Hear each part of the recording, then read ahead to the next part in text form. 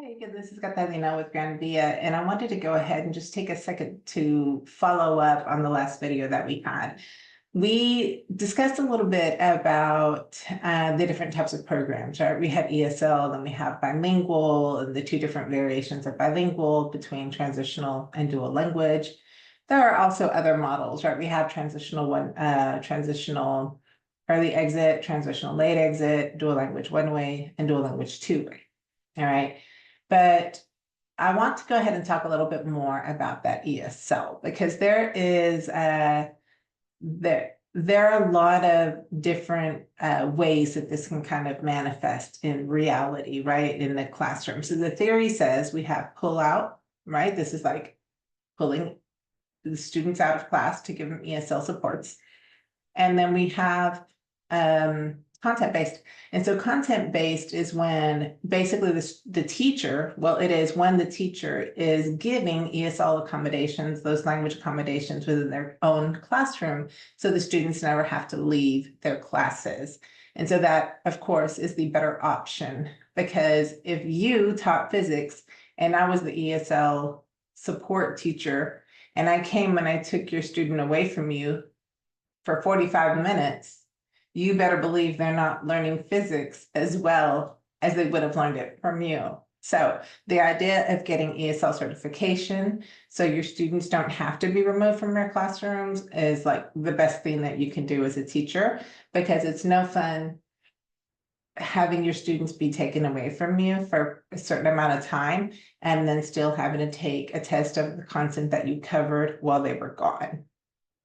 That's no fun. And so it's also not very effective. So the ESL pullout model is not anybody's favorite model. It is something that we do because we have to be compliant. But the whole intention, I would like to believe, is onward and upward, right? Is to get our ESL certifications so that we can provide those linguistic accommodations in the classrooms, and we get to keep our students all the time. So I also believe that many of our teachers are already providing those linguistic accommodations in their classrooms, and you're just not getting any credit for it. So if you just took that ESL certification test, you would get that certified recognition and all of those preferences that come along with it. So please do yourself a favor. We offer classes monthly, virtually. We are happy to work with you wherever you are. And in our classes, we actually cover a lot about methodology and language accommodations that you can provide in your classroom for free. So you can do those things. Our classes are on our website at granviapro.com. But let's talk about this situation that occurs sometimes in ESL. So sometimes we'll have like an ESL teacher in secondary that might be Mexican American, or they may be Puerto Rican, I'm sorry, or they could be, some sort of background where they are have some sort of language in Spanish, right? And so that ESL teacher is working in a program where the language of instruction is English, right? So we have the language of instruction being English in ESL programs because it's the language of the educators in US schools. So imagine what would happen if we had the language of instruction in ESL programs to be Spanish. So that would be a problem. Nobody could give ESL if that was the case. So we do have the language of instruction being English in ESL. But what if you have somebody like me teaching that class?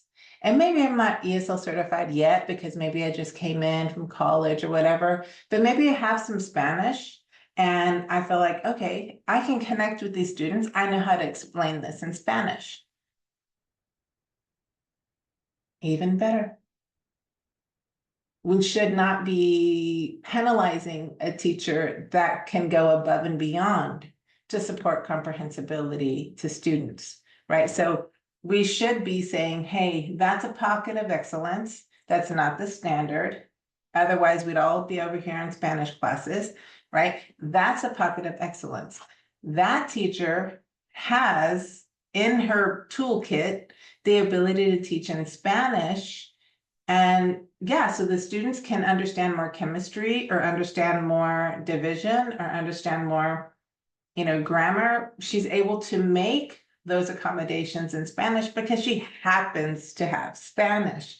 So that is actually a bonus. It's not a takeaway. It's like a buy one, get one free situation. We call them pockets of excellence in education. And so she just happens to be a pocket of excellence, but that's not by any means the standard, because if it was the standard, then nobody would be able to teach ESL. So we certainly want to be sure that we are aware that if somebody can do more, it's okay for them to do more. They're not doing anything disruptive. They're not doing anything that's against ethics. No, the child is actually getting more in that classroom because they're getting more content understanding. And again, when they have content understanding, then they can calm down and they can get their footing and they can say, well, I wonder what they're saying in English. So now they can get more English too. Anyway, so those variations of ESL, they can manifest.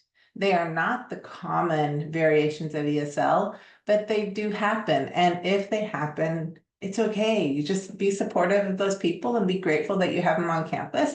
And, try not to overwork them because they have to go at home at some point too and disconnect, hopefully, from their day job. But anyway, they are just pockets of excellence, but they're not breaking any rules or breaking any policy by going into Spanish sometimes to help newcomers understand the lesson. There's nothing wrong with it. They're just going above and beyond. And that's it. Nothing more, nothing less. All right. Well, thank you. And I look forward to meeting with you again here soon.